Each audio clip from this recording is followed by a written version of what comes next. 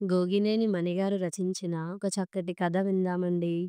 కుర్చీలో కూర్చొని తల కొంచెంగా పైకెత్తి కళ్ళు మూసుకుని ఉన్న తల్లిని చూసి ఆ గదిలోకి వచ్చిన మహేంద్ర ఆశ్చర్యపోయాడు. ఆ వేళప్పుడు కంప్యూటర్ ముందు కూర్చొని పనిచేసుకుంటూనో లేకపోతే ఇంటి పనులు చక్కబెట్టుకుంటూనో హడావిడిగా ఉండే అమ్మ ఏదో ఆలోచిస్తూ తను వచ్చిన సంగతి కూడా గమనించనంత పరధ్యానంగా ఎందుకుందో తల్లి దగ్గరికి వెళ్ళి భుజం మీద చేయి వేసి, "ఏమిటమ్మా ఆలోచిస్తున్నావ్? ఏమైనా సమస్యా?" అడిగాడు. వినీల మెల్లగా కళ్ళు తెరిచింది. "మహీ, నువ్వు చెప్పు, నేను ఎవర్ని?" మెల్లని స్వరంతో అడిగింది. మహేంద్రకి నవ్వొచ్చింది. "చిన్నప్పుడు నువ్వు చెప్పిన కథలోని ఈగలా, నువ్వు నీ పేరు మర్చిపోయావా?" తమాషాగా అన్నాడు. వినీల సీరియస్‌గా చూస్తూ, "నేను అడిగింది నీకు నేను" అంది. "అదేం పిచ్చి ప్రశ్న?" అంటూ చిన్నగా నవ్వాడు. "నువ్వు నాకు అమ్మవి, బంగారు బొమ్మవి, పగడాల కొమ్మవి. ఇంకా ఇంకా వర్ణించాలనుంది గాని సరైన మాటలు తోచడం లేదు మరి" అల్లరిగా అన్నాడు. ఆమెకి ఎదురుగా ఉన్న టేబుల్‌పై కూర్చుంటూ, అక్కడున్న ఫైళ్ళను పక్కకి జరుపుతూ యథాలాపంగా చూసిన అతను చటుక్కున వాటిని చేతిలోకి తీసుకున్నాడు. "Revathi industries, Revathi international school." "ఇదేమిటి ఆవిడ పేర్లు పెట్టారు?" విస్మయంగా చూశాడు. "ఈ సలహా నాన్నకి నువ్వే ఇచ్చావా?" అతని మాటల్లోకి పదును వచ్చింది. వినీల లేదన్నట్లుగా తల అడ్డంగా ఊపి, "నాకు ఈ విషయం ఇప్పుడు వీటిని చూశాకనే తెలిసింది. కనీసం నన్ను సలహా కూడా అడగలేదు" అంది బరువుగా నిట్టూరుస్తూ. మహేంద్రకి అప్పటికి అర్థమైంది, తల్లి అలా ఎందుకుందో. ఇదేమిటి, నాన్న ఇలా ఎందుకు చేశారు? బిజినెస్ మొదలు పెట్టగానే తన ఆస్తిపాస్తులు పెట్టుబడి పెట్టాల్సి వస్తుందేమో, ఆ బిజినెస్ ఎలా ఉంటుందో అనే భయాలతో చిన్న విషయాలకే నాన్నతో గొడవ పెట్టుకుని, కన్న మమకారం కూడా లేకుండా 2 ఏళ్ల పసివాడిని వదిలేసి విడాకులు తీసుకుని వెళ్ళిపోయిన ఆవిడ పేరు తాము ఎంతో ప్రతిష్టాత్మకంగా ప్రారంభిస్తున్న ప్రాజెక్టులకు పెట్టడంలో తండ్రి ఉద్దేశ్యం ఏమై ఉంటుంది? మహేంద్రకు అయోమయంగా అనిపించింది. కొంచెం పక్కకు వెళ్ళి సెల్ఫోన్లో మాట్లాడి మళ్ళీ వినీల దగ్గరికి వచ్చాడు. ఆమె భుజాల చుట్టూ చేతులు వేసి అనునయంగా అన్నాడు. నాన్నని గట్టిగానే అడిగాను. ఎవరినో కలవటానికి ఎక్కడికో వెళ్ళబోతున్నారట. ముందు ఇక్కడికి వస్తానని అన్నారు. ఏం చెబుతారో చూద్దాం. నేను మాత్రం దీనికి ఒప్పుకోను. నీ పేరే పెట్టాలని ఖచ్చితంగా చెబుతాను. వెన్నీల అతని వైపు చురుగ్గా చూసింది. "ఏమంటున్నావు మహీ? నా పేరు పెట్టలేదని బాధపడుతున్నాననుకుంటున్నావా?"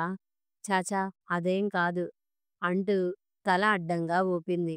"నన్నడిగి ఉంటే నీ పేరో, మీ నాన్న పేరో పెట్టమని చెప్పేదాన్నేమో. రేవతి ఆవిడకు ముగిసిపోయిన అధ్యాయమని నేను నమ్మాను. కానీ మీ నాన్న మనసులో ఆమెకింతటి స్థానం ఉందని హఠాత్తుగా తెలిసేసరికి షాకయ్యానంతే. అందుకే నీకైనా నేను అమ్మనా లేక పిన్నినా అని అనుమానం వచ్చి అడిగాను." కంఠం బొంగురుపోయింది. మహేంద్ర మొహం పాలిపోయింది. ఏం మాట్లాడలేని వాడిలా ఒక నిమిషం నిశ్శబ్దంగా ఉండిపోయాడు. తర్వాత మెల్లగా అన్నాడు. "నేను మాటలు నేర్చుకునే వయసు నుండి నిన్నే అమ్మగా పిలుస్తూ నీ ఒడిలోనే పెరిగాను. నాకు జన్మనిచ్చింది వేరొకరని 6 నెలల క్రితమే కదా నాకు తెలిసింది.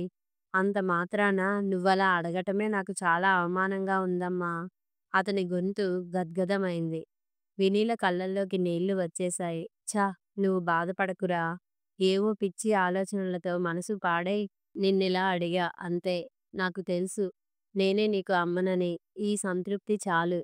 వినీల చెంపల మీదుగా జారిన కన్నీళ్లను తుడిచి మహేంద్ర అక్కడే ఉన్న సోఫాలో మౌనంగా కూర్చున్నాడు, తండ్రి రాక కోసం ఎదురుచూస్తూ. అవును, అతను మాత్రమే ఈ చిక్కుముడిని విప్పగలడు. వినీల మళ్ళీ కళ్ళు మూసుకుని ఆలోచనల్లో మునిగిపోయింది. పెళ్లి ప్రపోజల్ తెచ్చినప్పుడు చైతన్య తనతో ఏమన్నాడు? పెద్దల ఇష్టప్రకారం రేవతిని పెళ్లి చేసుకున్నా గాని తనకి భార్యగా నా మనసులో చోటు ఇచ్చాను. ఏ లోటు లేకుండా చూసుకున్నాను. అయినా నన్ను సంసారాన్ని కాలదన్ని వెళ్ళిపోయింది. ఇప్పుడు నేనిష్టపడిన అమ్మాయిని నా జీవితంలోకి ఆహ్వానించి నా అదృష్టాన్ని పరీక్షించుకోవాలనుకుంటున్నాను. నువ్వు కాదంటే నా జీవితంలో ఇక పెళ్లి ప్రసక్తే ఉండదు." ఆ మాటల్లోని ప్రేమకు తను మైమరిచిపోయింది. పెళ్ళైన కొత్తలో ఒకసారి భోజనాల సమయంలో రేవతి వంటలు బాగా చేసేదా అని తను యథాలాపంగా అడిగిన ప్రశ్నకి అతనికెంత కోపం వచ్చిందో. వంటలు చేయటమే కాదు, అగ్గిపుల్ల అవసరం లేకుండానే మంటల్ని పుట్టించగల సమర్థురాలు. రేవతిని, ఆమె జ్ఞాపకాల్ని నా మనసులోంచి పూర్తిగా తుడిచేశాను. ఇంకెప్పుడూ నా దగ్గర తన గురించి మాట్లాడకు ఆజ్ఞలా కఠినంగా చెప్పాడు. ఆ తర్వాత తను కూడా మళ్ళీ ఎప్పుడూ రేవతి ప్రస్తావన తేలేదు. చైతన్య తోడిదే తన లోకమన్నట్లుగా బతికింది. అతని సహజీవనం తనకొక అపురూప వరం అనుకుంది. తన సొంత కూతురినైనా ఆ సంవత్సరం రెసిడెన్షియల్ కాలేజీలో చేర్పించింది గాని, మహేంద్రని మాత్రం ఒక్కరోజు కూడా ఎప్పుడూ విడిచి ఉండలేదు. కాలేజీ స్టూడెంట్ అయినా ఇప్పటికీ చిన్న పిల్లాడిలా తన కొంగు పట్టుకుని తిరుగుతున్నట్లుగా ఇంట్లో తన వెంటే ఉంటాడు. అంతగా తన ప్రేమాభిమానాల్ని పంచి ఇచ్చింది. మహీకి తల్లి కాగలిగింది కానీ, చైతన్య మనసులో స్థానం సంపాదించుకోలేకపోయిందన్న నిజం ఇప్పుడు కదా తెలిసింది. అతని మనసులో రేవతి మాత్రమే ఉందా? వెన్నెలకి దుఃఖం ఎగదన్నుకు వచ్చింది. తడి అయిన కళ్ళు తుడుచుకుంటూనే చైతన్య లోపలికి వచ్చిన అలికిడికి తల తిప్పి చూసింది. సోఫాలో కూర్చున్న కొడుకు పక్కనే కూర్చొని చైతన్య చేతిలోని బ్రీఫ్ కేసును ఒళ్ళో పెట్టుకున్నాడు. మహేంద్ర వెంటనే దాడి మొదలుపెట్టాడు. ఇప్పుడు చెప్పండి, మీరు చేసిన పనికి అర్థమేమిటో, ఎలా సమర్థించుకుంటారో? తండ్రి వైపు కోపంగా నిష్ఠూరంగా చూశాడు. 5 ఏళ్లుగా ఈ ప్రాజెక్టుల కోసం మీరిద్దరూ ఎంతగా శ్రమపడ్డారో నాకు తెలుసు. నీ శక్తి సామర్థ్యాల కంటే అమ్మ కృషే ఎక్కువని సంగతి నాకు తెలుసు. అలాంటిది మీరు ఈ ప్రాజెక్టులకు ఎవరో ఆవిడ పేరు. చైతన్య మధ్యలోనే అడ్డం వచ్చి, ఎవరో ఆవిడ అనకు, ఆమె నీ కన్న తల్లి అన్నాడు. అతని కంఠం బరువుగా మారింది. మహేంద్ర చివ్వున తల తిప్పి రోషంగా అన్నాడు. మీరు ఇంకా ఆమెని భార్యగా అభిమానిస్తున్నారేమో గాని, నాకు మాత్రం ఎటువంటి బంధుత్వమూ లేదు. డబ్బు లెక్కలే ముఖ్యమనుకుని మాటలైనా రాని పసివాడినే మమకారం లేకుండా నిర్దాక్షిణ్యంగా ఆమె వెళ్ళిపోయినా, అమ్మ ఒడిలో అపురూపంగా పెరిగే అదృష్టం మాత్రం నాకు లభించింది. ఆమెని అమ్మా అని పలకటానికే కాదు, ఆలోచనల్లో కూడా అంగీకరించను. అతని మాటలకు వినీల మొహంలోకి వెలుగొచ్చింది. చైతన్య వైపు నిరసనగా చూసి ఏదో అనబోతుంటే, ఒక్క క్షణం నువ్వుండమ్మా అంటూ మహేంద్ర చేయి చాపాడు. నాన్నా, నావి చిన్న పిల్లాడి మాటలని కొట్టిపారేయకండి. నేను మేజర్ని అయ్యాను. మంచి చెడు విచక్షణ తెలుసు. మీరు చేసిన పని నాకు అమ్మకి కూడా అవమానకరం. ఆ పేర్లు వెంటనే మార్చేయండి. తన మాటే ఖచ్చితమన్నట్లుగా తండ్రితో అన్నాడు. చైతన్య భారంగా నిట్టూర్చాడు. నిజమే, నువ్వు మేజర్వి అయ్యావు. ఏ విషయమైనా అర్థం చేసుకోగలవు కాబట్టి నీకో విషయం చెబుతాను. ఆ తర్వాత మీరిద్దరూ చెప్పినట్లే చేస్తాను. నాకేం అభ్యంతరం లేదు. నాకు 3, 4 ఏళ్ల క్రితమే తెలిసినా, మీకు అనవసరమైన ఆందోళన కలిగించటం ఎందుకనే ఉద్దేశ్యంతో చెప్పలేకపోయిన విషయం. ఇప్పుడు సందర్భం వచ్చింది కాబట్టి చెబుతాను అన్నాడు. మా చిన్నాన్నగారి అమ్మాయి కల్పన మీకు తెలుసుగా. తను రేవతి క్లోజ్ ఫ్రెండ్స్. 4 ఏళ్లు అవుతోందనుకుంటా. కల్పనని ఎవరో బంధువుల పెళ్లిలో కలిశాను. రేవతి గురించి మాట్లాడబోతుంటే తన ప్రసక్తి నా దగ్గర తేవద్దంటూ కోపంగా మందలించాను. అప్పుడు కల్పన నాతో ఒక మాట అంది. ఆ మధ్య రేవతి నాకో ఉత్తరం రాసి చదివాక చింపేయమని అంది. ఎందుకో గాని ఆ పని చేయలేక దాచి ఉంచాను. అది నీకు పోస్టు చేస్తాను. నువ్వు చదివి చింపేయి అని చెప్పింది. నేను చింపకుండా ఆఫీస్లో నా పర్సనల్ లాకర్లో ఉంచేశాను. ఇప్పుడది తీసుకువచ్చాను. మీరు చదివాక మీ నిర్ణయం చెప్పండి. నేను పని చూసుకొని కాసేపట్లో మళ్ళీ వస్తాను అంటూ బ్రీఫ్ కేస్ తెరిచి ఒక కవర్ను తీసి మహేంద్ర చేతిల్లో పెట్టి చైతన్య చకచకా బయటకు వెళ్ళిపోయాడు. వినీల, మహేంద్ర ఇద్దరూ పక్కపక్కనే కూర్చొని ఒక్కసారిగానే ఆ ఉత్తరం చదివారు. కల్పన, ఈరోజు నీతో మాట్లాడి ఇంటికి వచ్చిన దగ్గర్నుంచి ఎందుకో గాని మనసు చాలా భారంగా ఉంది. నా మనసులోని మాటను కనీసం ఒక్కరికైనా చెప్పాలని ఇప్పుడనిపిస్తోంది. అందుకే ఈ ఉత్తరం. అమ్మా నాన్నలతోనైనా చెప్పుకోలేని విషయాలు స్నేహితులతోనైనా పంచుకోగలుగుతాం, అవునా? నాకు చాలా పొగరని నువ్వు కోపడ్డావు, నిజమే. ఇదేదో గొప్ప విషయం అన్నట్లుగా చెప్పుకోవటం కాదు. నిజాయితీగా నా బలహీనతని ఒప్పుకుంటున్నాను. అంతే. చిన్నప్పటి నుండి ఇంట్లో వాళ్ళు చేసిన అతి గారాబమే కారణమనుకుంటాను. అమ్మ వాళ్ళే కాదు, అక్క, అన్నయ్య కూడా వాళ్ళ దగ్గరున్నది నేను అడిగితే కాదనకుండా సంతోషంగా ఇచ్చేసేవాళ్ళు. ఇష్టమైన వాళ్ళకి మనకిష్టమైనదైనా ఇష్టంగా ఇవ్వటంలోనూ ఆనందంగా ఉంటుందని ఆ తర్వాత తెలిసింది గాని అప్పట్లో తెలియదు. నేనేదో స్పెషల్ అనుకునేదాన్ని. కొంచెం పెద్దయ్యాక అర్థమైంది. అందరికంటే చిన్నదాన్నని ఇంట్లో వాళ్ళు గారాబం చేశారే తప్ప మామూలు అమ్మాయినేనని. అయినా చిన్నప్పుడే నాలో వేళ్ళూనుకున్న పొగరు అలాగే ఉండిపోయిందనుకుంటా. అమ్మానాన్నలు నాకు పెళ్లి సంబంధాలు చూస్తున్నప్పుడు నాకో ఆలోచన వచ్చింది. వాళ్ళెలాగూ మా ఆర్థిక స్తోమతకు సరితూగే సంబంధాలనే తీసుకువస్తారు. పెళ్లి చూపుల్లో నేను నచ్చలేదని ఎదుటి వ్యక్తి తోసిపుచ్చే అవకాశమూ ఉంటుంది. అది నేను భరించలేను. అలాంటి సందర్భం రాకూడదని మా ఇంటికి వచ్చిన నాన్నగారి స్నేహితుడి కొడుకు నాకు నచ్చాడనే విషయాన్ని అమ్మా వాళ్లకు పరోక్షంగా తెలియజేశాను. నా ఇష్టాన్ని వాళ్ళు కాదనలేరని తెలుసు కదా! మా ఇద్దరి పరిస్థితులను బట్టి పెళ్ళికొడుకుగా అతనికి చదువు, ఉద్యోగం, అందం, తెలివితేటలు లెక్కలోకి తీసుకుంటే 10కి 10 పడతాయి గాని, ఆర్థిక స్తోమతకైతే 10కి 3 మించవు. నాకైతే ఆర్థిక పరిస్థితికి 10కి 10 మార్కులు పడితే మిగతా విషయాలకు 4, 5 కంటే రావు. అతని పెద్దవాళ్ళు పిల్ల మరీ తీసుకట్టుగా లేదు, బాగానే ఉంది. ఈ పెళ్లి చేసుకుంటే ఒక్కసారిగా 4 మెట్లు ఎక్కేస్తావు, అంతస్తు పెరుగుతుంది అంటూ పెళ్లికి ఒప్పిస్తారని నేను ఊహించాను. నాకు లోకజ్ఞానం బాగానే ఉందన్నమాట. నా అంచనా తప్పలేదు. చైతన్యతో నా పెళ్లి జరిగింది. నన్నెవరైనా కాదనే సందర్భం రాకుండా అలా జాగ్రత్త పడ్డాను. పెళ్లికి చైతన్య ఏ కారణంతో ఒప్పుకున్నా గాని అసంతృప్తి ఛాయలేవీ లేకుండా ఆనందంగానే కనిపించాడు. పెళ్ళయ్యాక ఉద్యోగం మానేసి బిజినెస్ చేస్తానని అంటే నేనేం అభ్యంతరం చెప్పకుండా నా పేర ఫిక్స్డ్ డిపాజిట్లలో ఉన్న డబ్బులో కొంత ఇచ్చాను. జీవితం సాఫీగానే ఉంది. 3 ఏళ్లకు మహి పుట్టాడు. వాడంటే చైతన్యకు ఎంత ప్రాణమంటే ఇంట్లో ఉన్నప్పుడు వాడిని ఒక్క నిమిషమైనా వదిలేవాడు కాదు. బిజినెస్‌ని ఇంకా పెంచే ఆలోచనతో చైతన్య బాగా కష్టపడుతున్నాడు. ఒకరోజు రాత్రి 10 గంటల సమయంలో ఆఫీస్ గదిలో ఏవో ఫైల్స్ చూసుకుంటుంటే ఇక పడుకోమని చెప్పడానికి వెళ్ళాను. నేను పలకరించగానే "ఇవన్నీ ఒకసారి చెక్ చేసేయ్ వెన్నెలా" అనేసరికి ఆశ్చర్యపోతూ "వెన్నెలా ఎవరని" అడిగాను. తుళ్ళిపడి "నేనింకా ఆఫీస్‌లోనే ఉన్నాననుకున్నాలే" అంటూ నవ్వి 2 నెలల క్రితం తనకి పిఏగా చేరిన అమ్మాయని చెప్పాడు.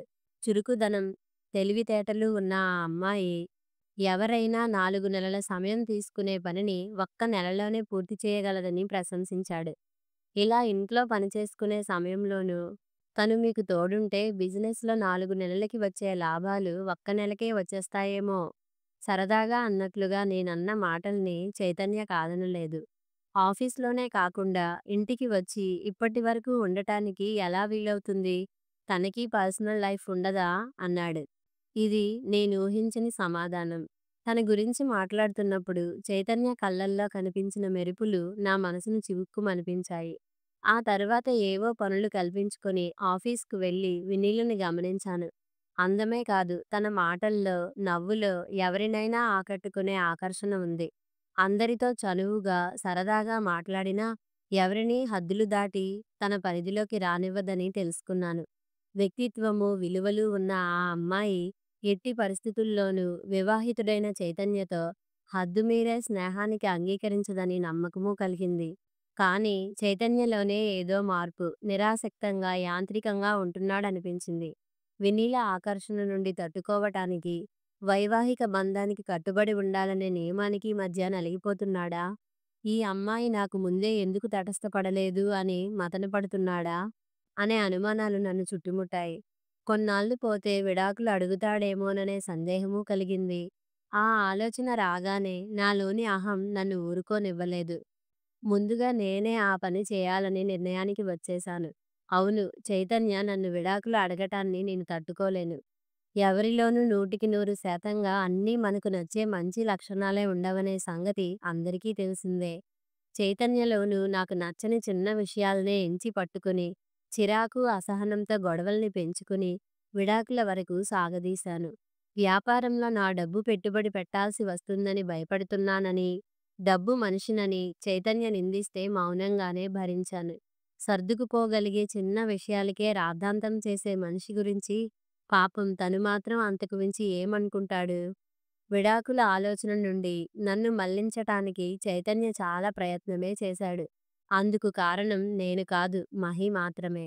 నేను మనసు గట్టి చేసుకుని ఎప్పుడైతే మహి తన దగ్గరే ఉంటాడని చెప్పానో అప్పుడిక అంగీకార సూచకంగా నిశ్శబ్దమైపోయాడు. నా నిర్ణయం స్థిరపడిపోయింది. ఇక్కడ నాకున్న ఒక అలవాటు గురించి చెప్పటం అవసరమనిపిస్తోంది. ఒకసారి నేను కారులో వస్తూ ఒక కూల్ డ్రింక్ షాప్ దగ్గర ఆగాను. ఆ సమయంలో పెద్ద గంపతో ఎక్కబోయిన పెద్దావిడను కండక్టర్ కోప్పడుతూ ఆపేసి బస్సును ముందుకు పోనిచ్చేశాడు. నా కారులో ఎక్కించుకుని 4, 5 కిలోమీటర్లు దూరంలో ఉన్న వాళ్ళ పాక దగ్గర దింపినప్పుడు ఆమె ముఖంలో వెల్లువైన ఆశ్చర్య ఆనందాల్ని చూడవలసిందే.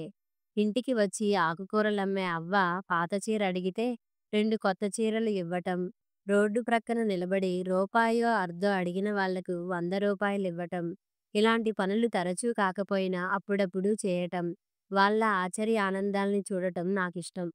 చైతన్య, నేను కోర్టుల చుట్టూ తిరిగే పని లేకుండా లాయరు దగ్గర పత్రాలు రాసుకుని విడిపోయాం. నాకు డబ్బుకేం లోటు లేదుగా, వేరే వచ్చేశాను. అమ్మ వాళ్ళ దగ్గరకు వెళ్ళలేదు. బంగారం లాంటి సంసారాన్ని పొగరుతో వదిలేసుకున్నాననే సాధింపులు నిత్యమూ ఎదుర్కోవాల్సి వస్తుందని. మొదట బిజినెస్ కోసం నా దగ్గర తీసుకున్న డబ్బును చైతన్య రెట్టింపుగా నా పేర బ్యాంకులో వేశాడు. దానిని నేను మహి పేర తర్వాత మార్చాను.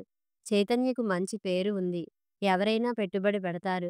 ఆర్థికంగా పై స్థాయికి తొందరలోనే చేరుకుంటాడని నాకు తెలుసు. నీకో విషయం చెబుతాను.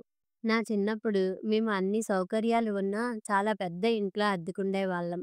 ఇల్లు కట్టమని అమ్మ పోరుతుంటే బిజినెస్ పనులతో తీరిక లేకనో, అంత డబ్బు అప్పట్లో ఇంటి మీద పెట్టడం ఇష్టం లేకనో గాని నాన్నగారు ఇంత మంచి ఇంట్లో సుఖంగా ఉన్నాం కదా అనేవారు. అమ్మ ఏమో సొంతం కానిది ఇంద్రభవనం అయితే మాత్రం ఎందుకు, మనది అనుకునే ఇల్లు ఎంత చిన్నదైనా ఆ సంతృప్తి ఆనందం వేరు, మీకర్థం కాదు గాని అంటుండేది.